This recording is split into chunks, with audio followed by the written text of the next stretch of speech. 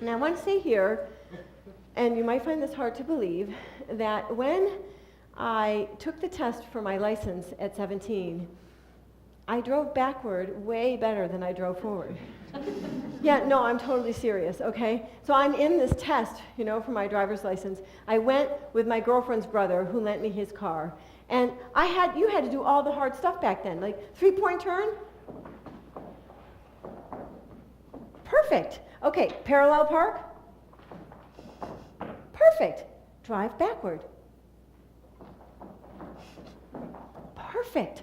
All I have left to do is to drive forward, back into the parking lot, park my car, and I pass my test. So I drive into the parking lot, and I had this weird idea in my head, and I do this when I get nervous. I kind of make things up and tell myself they're the truth. I had just told myself that I had to park my car in the exact same spot that I came from in order to pass the test. But the car spot had gotten smaller because the cars on either side of that spot had changed. But the last thing I was going to do was go home and tell my father that I didn't pass the test because you couldn't park the car, for Christ's sake, Kristin. Right? So I am going to park that car in that spot. So I drive in, I turn, and I hit the car on my right-hand side, and it starts to rise up in the air, and I think, oh, that'll just pop right back down again when I'm in my space, right?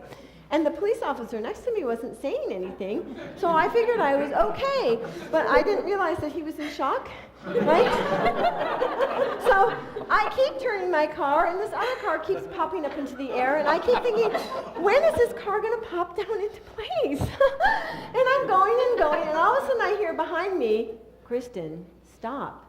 Oh, well, that seemed to wake up the police officer who went, stop, stop, stop. Well, that kind of made me nervous. So instead of putting my foot on the brake, I kind of put it on the gas even more. And then the car was really going up into the air. And then I finally got a hold of myself and put my foot on the brake and went, I guess I didn't pass, did I?